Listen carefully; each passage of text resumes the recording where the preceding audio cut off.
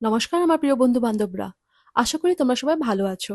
আজকে আমি শতাব্দীর সেরা ভূতের গল্পের বইয়ের থেকে আরো একটি নতুন ভূতের গল্প নিয়ে এসেছি, যেটার নাম হলো ভূত যদি রসিক হয়, প্রেমেন্দ্র মিত্রর লেখা। তাহলে শুরু করি। তাহলে তাকে চেনা দায়। ভূত যদি রসিক হয় তাহলে তাকে চেনা দায়। হ্যাঁ, আমাদের এই শহরের সবচেয়ে লম্বা পাড়ির বাস রুটের একটি প্রায় খালি হয়ে আসা বাসের একটি বেঞ্চিতে সম্পূর্ণ বেওয়ারিশ অবস্থায় পাওয়া লাল শালু বাঁধা পুটলির ছেঁড়া খোড়া খেরো খাতাটি থেকেই সম্পূর্ণ বাক্যটা উদ্ধার করা। উক্তিটা সেই মেজকর্তারই মহাভারত প্রমাণ পুরো খেরো খাতাটি ঘেঁটে ওই নামটুকুর বেশি আর যা পরিচয় তার জোগাড় করতে পেরেছি তা নেহাত আনুমানিক ছাড়া আর কিছু নয়। মেজকর্তা লিখেছেন, ভূত যদি রসিক হয় তাহলে তাকে চেনা দায়। এইটুকু লিখে মেজকর্তা যেন আর কিছু লিখবেন কি না সে বিষয়ে দোনামোনা হয়েছেন মনে হয়। উপরের কথাগুলো খোড়ো খাতায় একটি পাতার একেবারে মাথাতেই লেখা, কিন্তু সে লেখা এক টানা যে চালিয়ে যাওয়া হয়নি, লেখাটির কালি আর চেহারাতেই তা সহজে ধরা যায়। কথা দুটো একটু কালচে কালিতে বেশ একটু মোটা গোছের নিবে লেখা।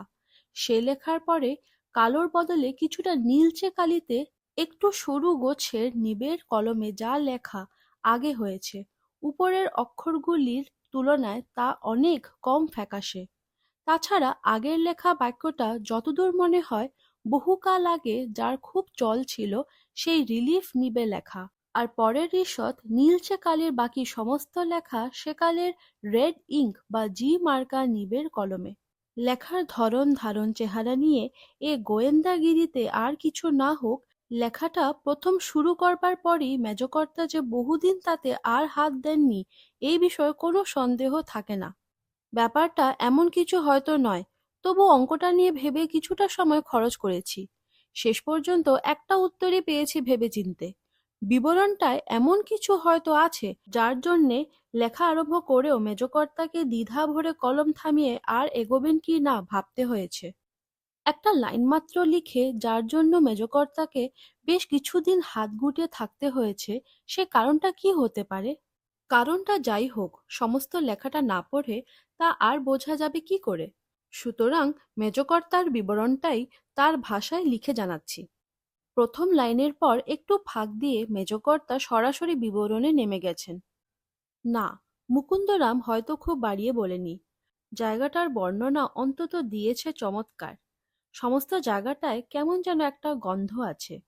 কিছুটা ভেতরের দিকে যাবার পরই তা নাকি পাওয়া যায়। বুঝিয়ে দেবার মতো বিশেষণ কি উপমা যার খুঁজে পাওয়া যায় না সেই গন্ধ।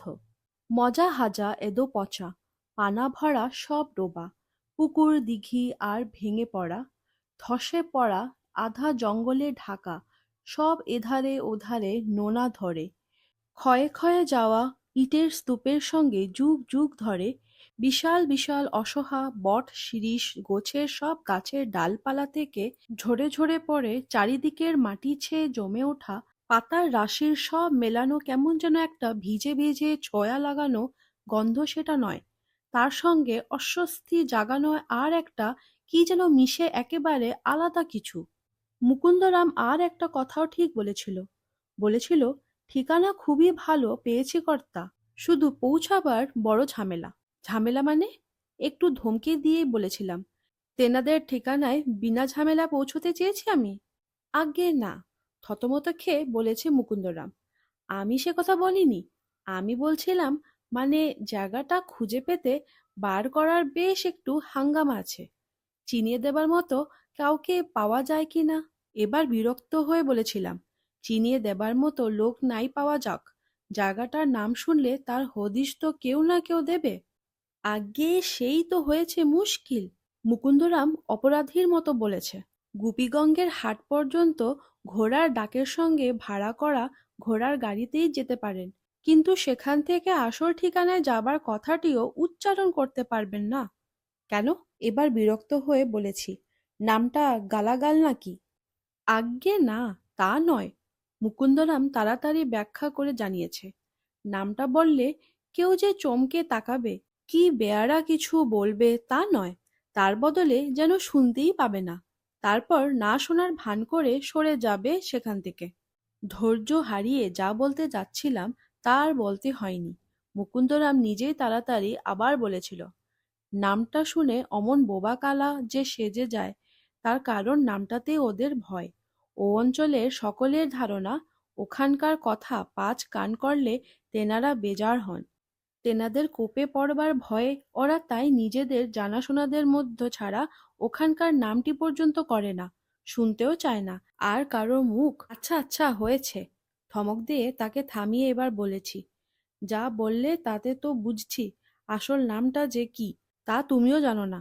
আজ্ঞে না, আমি ঠিকই জানি। মুকুন্দরামের মুখে বিনীত গর্বের হাসিটা দেখবার মতো। নিজের বাহাদুরিটা একটু সবিস্তারে তারপর বলতে শুরু করেছে। ওখানে এক বাড়ির সঙ্গে দূর কুটুম্বিতার ছুতো ধরে বেশ কবার যাওয়া আসা করে ভাব জমিয়ে ফেলেছি। তারপর তারপর নামটা জেনে নিয়ে কেল্লা ফতে করেছি। মুকুন্দরামের বাহাদুরিও বৃত্তান্ত দু চার কথায় শেষ হবে না বুঝে তাকে একটু নরম গলাতেই এবার থামিয়ে দিয়ে বলেছি, তার নামটা কি? আর কাউকে কিছু জিজ্ঞাসা না করেও কেমন করে সেখানে পৌঁছানো যায় এবার বলো দেখি। আজ্ঞে নামের সঙ্গে জায়গাটার কোনো মিলই পাবেন না। মুকুন্দরামের গলায় ক্ষোভের সুর তখনও একটু পাওয়া গেছে। নামটা হলো সুখসাগর। সুখসাগর একটু হেসে বলেছি, মিল না থাক, গরমিলের দিক দিয়ে নামটা হয়তো ঠিক। নাম সুখসাগর, কিন্তু সেখানে সুখ তো নেই, সাগরও নিশ্চয় নয়। আজ্ঞে হ্যাঁ, মুকুন্দরাম সায় দিয়ে বলেছে, সাগরের বদলে যা আছে তা মজা হাজা কটা জলা আর দিঘি, দামে আর পানায় যা একরকম বুঝেই গেছে। থাকার মধ্যে আছে এককালের পেল্লায় সব পড়ো বাড়ি, যেন হা হা করা হাড় পাঁজর। মুকুন্দরাম তার বর্ণনায় উৎসাহে আগেকার ক্ষোভটা তখন প্রায় ভুলেই গেছে।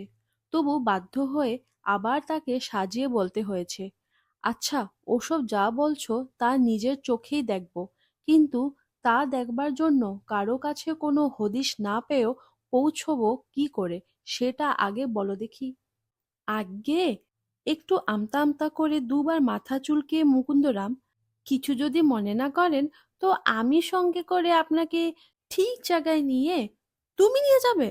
ধমকে মুকুন্দরামকে বলার মাঝখানে থামিয়ে বলেছি, আমি যে কাজে যাচ্ছি তাতে দোসর কেউ থাকলে কাজ হয়? মুকুন্দরাম তারপর আর বেশি বকাবকি করেনি।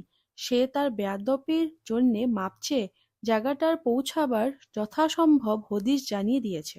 হদিশ অবশ্য বেশ অদ্ভুত এবং ভাষা ভাষা। জায়গাটার আসল নাম বলে যা জানা আছে তা কাউকে বলবার নয়, বললে কোনো কাজই হবে না। যে শুনবে সে না শোনার ভান করে সরে যাবে। যেদিকে যাবার তার বদলে নাম করতে হবে তার উল্টো দিকের এক ঠিকানার। বলবেনই বা কাকে? বলার জন্যে আছে শুধু এই ভাড়াটের কজন গরুর গাড়ির গাড়োয়ানেরা। তারা দূর দূরান্ত থেকে ব্যাপারীদের মাল নিয়ে হাটে আসে, আর হাট শেষ হলে অন্য মাল নিয়ে ওই পারে সেই দামোদরের নদ পেরিয়ে ভিন জেলার বড় গঙ্গে গিয়ে উঠে। তাদের একটু সাধাসাধি করে বলতে হবে, যাবার পথে মাঝামাঝি এক জায়গায় যেন নামিয়ে দেন। এমন অনুরোধে তারা বেজার হবে না, আপত্তিও করবে না কিছু। শুধু হয়তো জানতে চাইবে, তা নামবেন কোথায় কর্তা? এ পথের দুধারে আগাগোড়া তো শুধু বনবাদার জঙ্গল। তখন বলতে হবে যে নামবেন জোড়াগড় যাবার রাস্তায়।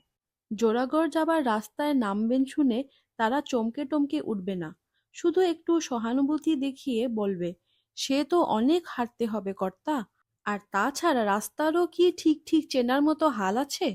তার চেয়ে রসুলপুরের দিক দিয়ে যদি গাড়োয়ানেরা আরো অনেক রকম খুঁত ধরে জোড়াগড় যাওয়ার বিষয়ে আরো অনেক সলা পরামর্শ দেবে, কিন্তু গাড়িতে জায়গা দিতে আপত্তি করবে না। কাক ভোরে রওনা হয়ে বিকেল নাগাদ জঙ্গলের মাঝখানে রাস্তার এক জায়গায় তারা সওয়ারিকে নামিয়ে দিয়ে বলবে, এই আপনার নামবার জায়গা কর্তা। ডানদিকের এই ঘোর জঙ্গলের ভেতর দিয়ে আপনাকে জোড়াগড়তে যেতে হবে। নিজে কখনো যাইনি, তবে 10 বছর ধরে এই পথে আসতে যেতে অনেক জনের কাছে শুনেছি জোড়াগড়ে যেতে হলে এইখানে নামতে হয়। ওই যে দূরে ছোট্ট একটা টিলা দেখছেন, ওইটাই তার চেন্নত। এখন ইচ্ছে করলে নামতে পারেন, আর নইলে আমাদের সঙ্গে যেতে পারেন সেই দামোদর পর্যন্ত। আজ রাত্রেই এপারের নলগোলায় কিংবা কাল ওপারের বীরগঙ্গে নামিয়ে দেব। এসব সুপরামর্শের জন্য ধন্যবাদ দিয়ে তখন কিন্তু নেমে যেতে হবে। গাড়োয়ানদের কাউকে বকশিশ দেবার নামটি কিন্তু করা চলবে না, তারা তাতে অপমান বোধ করে। বলবে, আমরা কি সওয়ারি নিয়ে ভাড়া খাটবার গাড়োয়ান? আমাদের নিজেদেরই গাড়ি। আড়তদার কি ব্যাপারীর হুকুমেও নয়।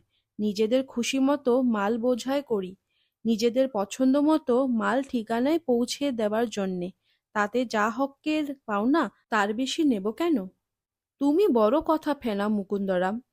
মুকুন্দরামের কথাগুলো শুনতে মন্দ লাগছিল না বলে এতক্ষণ চুপ করে থাকলেও এবার তাকে ধমকে বলতে হয়েছে, এত ধানাই পানাই করেও এখনো তো আসল কথায় পৌঁছলে না। গাড়োয়ান কি ভাববে আর কি বলবে এসব ছেড়ে আসল খবরটা এবার দাও দেখি। জোড়াগড়ের নাম করে জঙ্গলের মাঝে রাস্তায় নেমে তারপর সুখসাগর পৌঁছাবো কি করে?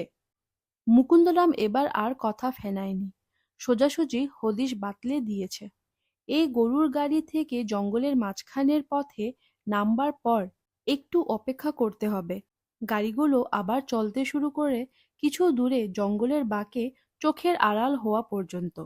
তারপর ডাইনের টিলের দিকে নয়, যে পথে গাড়ি এসেছে সেই পথেই পিছিয়ে যেতে হবে পৌখানেক রাস্তা। অতটা গেলেই বাদুড় ঝোলা গাছটা চোখে পড়বে। বিরাট ডালপালা ছড়ানো গাছ। কি গাছ তা বোঝার উপায় নেই।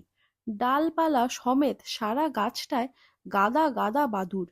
তার পাশ দিয়ে এগিয়ে গেলে দেখতে দেখতে সুখসাগর পৌঁছাতে দেরি হবে না। মুকুন্দরাম যা বলেছিল তাই করেছি। জোড়াগড় যাবার ছুতোয় গাড়োয়ানের কথায় যেখানে নেমেছি, গাড়িগুলো দূরে পথের বাঁকে চোখের আড়াল না হওয়া পর্যন্ত সেখানে অপেক্ষা করে তারপর পেছন দিকে চলতে শুরু করেছি। বাদুড় ঝোলা গাছটা এবার খুঁজে বার করতে হবে।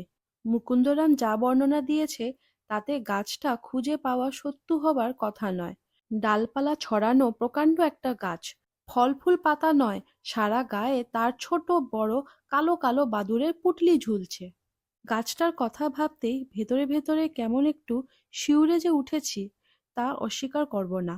দুধারে ঘোর জঙ্গলের মাঝে একেবারে জননিশ্চয়হীন রাস্তাটাও তার একটা কারণ নিশ্চয়ই। সন্ধে হতে তখনও দেরি আছে, কিন্তু এরই মধ্যে কেমন একটা গা ছমছম ভাব যেন সমস্ত জায়গাটার উপর জমে উঠেছে। মুকুন্দরাম কি এইটাকে যেন ও পারের গন্ধ পাওয়া বলে বর্ণনা করেছিল, কিন্তু সে তো সেই সুখ সারিয়ে পৌঁছবার পর পাওয়ার কথা। এখন থেকেই সেরকম কোনো অস্বস্তি হবে কেন? রাস্তার ধারের জঙ্গলে বাদুড়ঝোলা গাছটা খোঁজবার জন্যে সজাগ চোখ রেখে যেতে যেতে মুকুন্দরামের বিষয়ে একটু না ভেবে পারিনি। আমি যা খুঁজে বেড়াই তার সুলুক সন্ধান দেবার জন্যে অনেক দালালই আমার হয়ে কাজ করে। মুকুন্দরাম ঠিক তাদের দলে পড়ে না। দলাল হয়ে সে আমার কাছে আসেনি, দালাল হিসেবে কাজও করে না আমার। নেহাত আচমকাই দেখা হয়ে গেছে। কাজকর্ম তেমন ছিল না বলে মস্ত এক দিঘির এক পাড় জমা নিয়ে চার টার ফেলে মাছ ধরতে বসেছিলাম। কিছুটা হাজা মজা হলেও নামকরা মাছ শিকারের দিঘি। কিছু না হোক আধমনি দু একটা রৌ কাতলা সেখানে নাকি ফাতনা ডোবাবেই। ফাতনা আমারও ডুবেছিল, কিন্তু কে যে ডুবিয়েছে তা জানার ভাগ্য হয়নি। সকাল থেকে খা খা রোদের দুপুর পেরিয়ে বিকেল পর্যন্ত তিনবার ফাতনা ডুবানো অদেখা মাছের কানমোলা খেয়ে যখন বেগরানো মেজাজে ছিপটায় দুমড়ে ভাঙতে যাচ্ছি, তখন পেছনে পাড়ের ধারের আধময়লা আট হাতি ধুতি আর ছেঁড়া ফতুয়া পরা ছোট্টখাট্ট রোগা পটকা আধবুড়ো একটি গাইয়া চেহারা মানুষকে দেখতে পেয়েছিলাম। লোকটার পাড়ের উপর উব হয়ে বসে থাকার ভঙ্গি দেখে মনে হয়েছিল আমার অজান্তে অনেকক্ষণ ধরে সে আমার মাছ ধরার মিথ্যে হয়রানিটা লক্ষ্য করেছে। নিজের বেইজ্জতের এরকম একজন সাক্ষীকে দেখে মনটা যে খুশি হয়নি তা বলাই বাহুল্য। লোকটির একটা কথায় মেজাজটা আরো তিরিক্ষে হয়ে গিয়েছিল।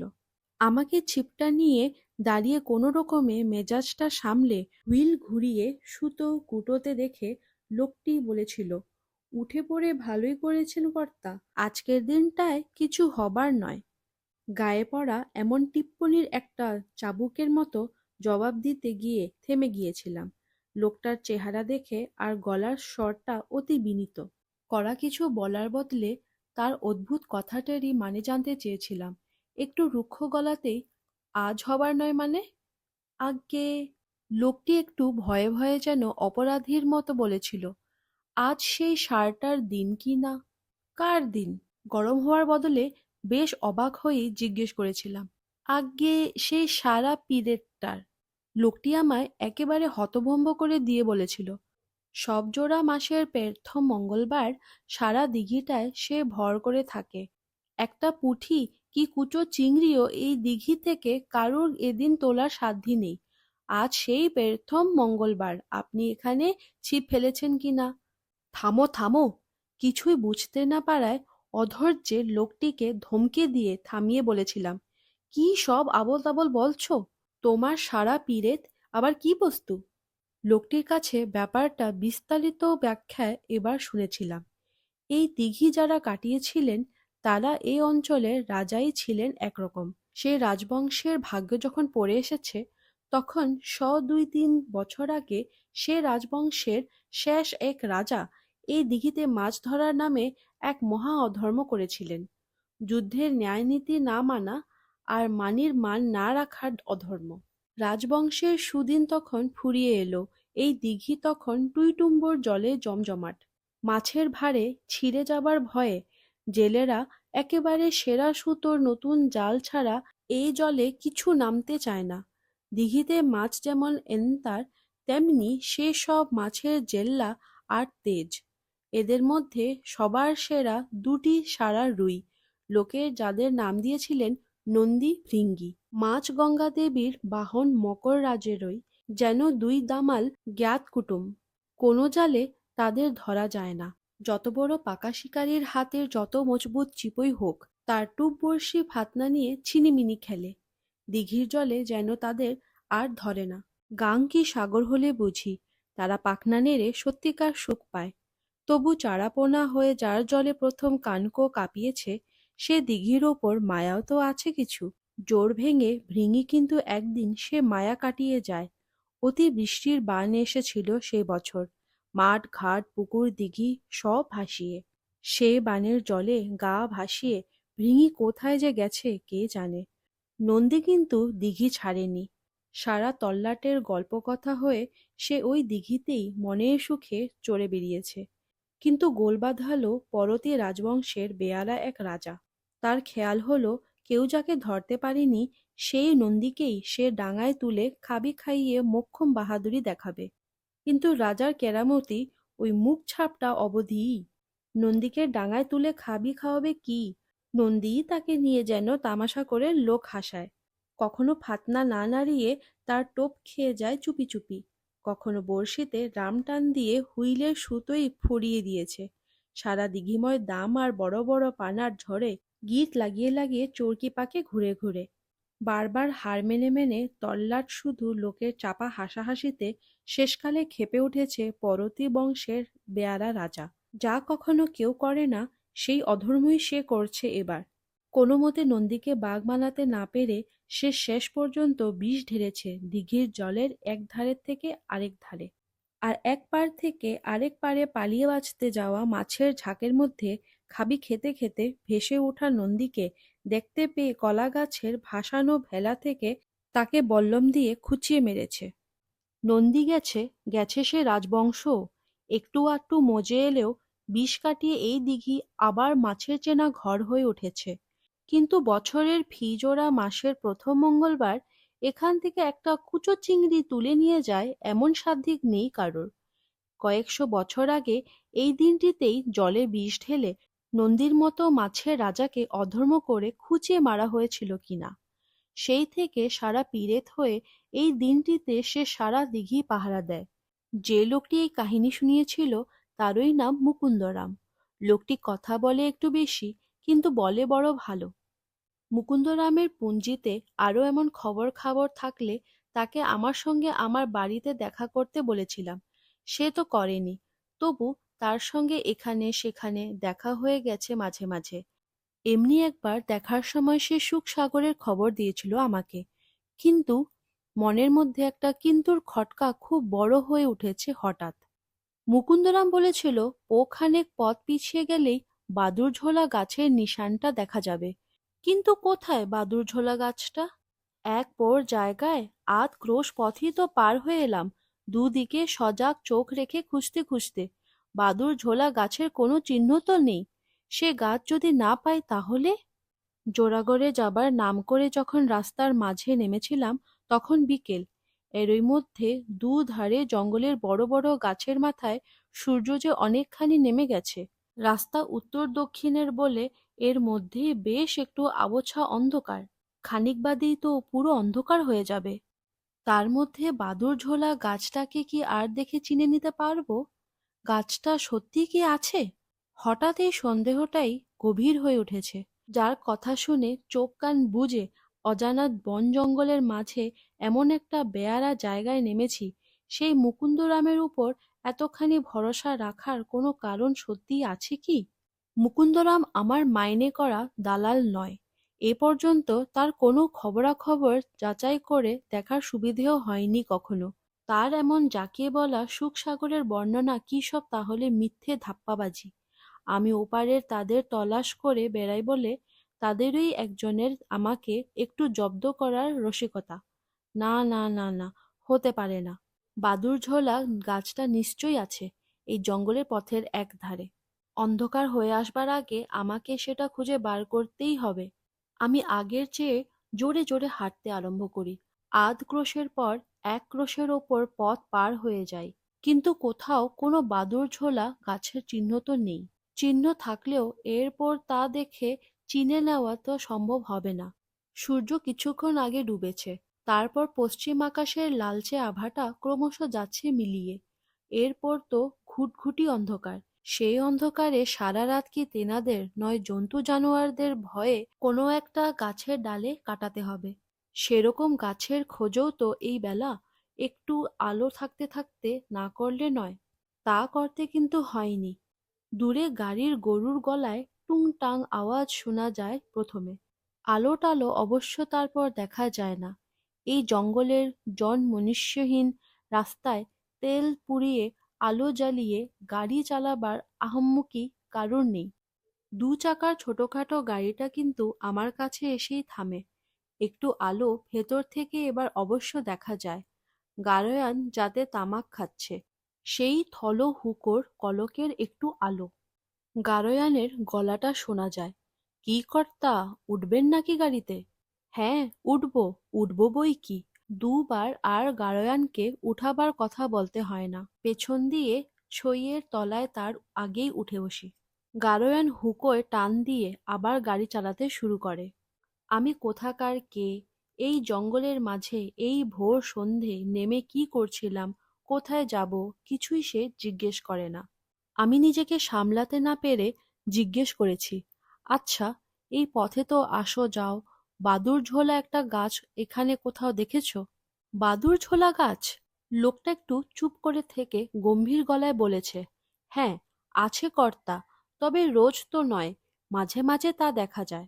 মাঝে মাঝে দেখা যায়? শুনে অবাক হয়ে যা বলতে যাচ্ছিলাম তা কিন্তু আর বলিনি।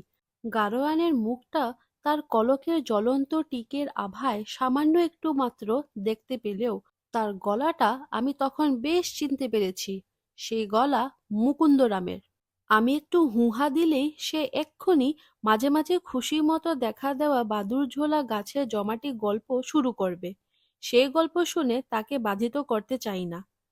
মেজকর্তা এখানেই তার কলম থামিয়েছেন। এই বিবরণের প্রথম লাইন লিখবার পর কেন যে তিনি আর কলম ধরেননি, এবার যেন একটু বুঝতে পেরেছি। যাদের তিনি স্বীকার করে ফেলেন তাদেরই একজনের রসিকতার শিকার হওয়ার বৃত্তান্তটা শেষ পর্যন্ত দেবেন কি না তাই তিনি কিছুকাল ঠিক করতে পারেননি। আশা করি আপনাদের এই গল্পটি ভালো লেগেছে। যদি ভালো লেগে থাকে তাহলে এই ভিডিওটাকে লাইক করুন আর আমার চ্যানেলকে সাবস্ক্রাইব করুন। আমি আবার চলে আসবো আবার একটি ভূতের গল্প নিয়ে। নমস্কার।